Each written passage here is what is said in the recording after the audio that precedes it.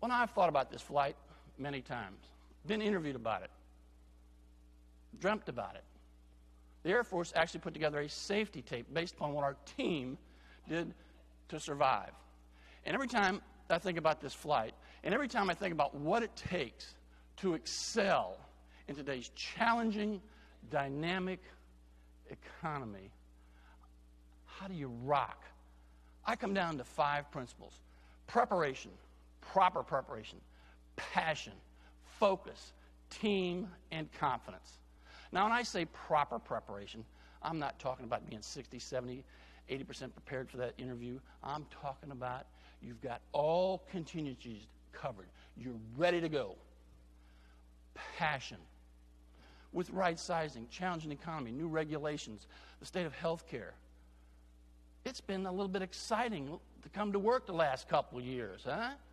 But you come to work every day with that passion to rock. Focus, focus, focus. Focus on what you can control, not on what you can't control. Team.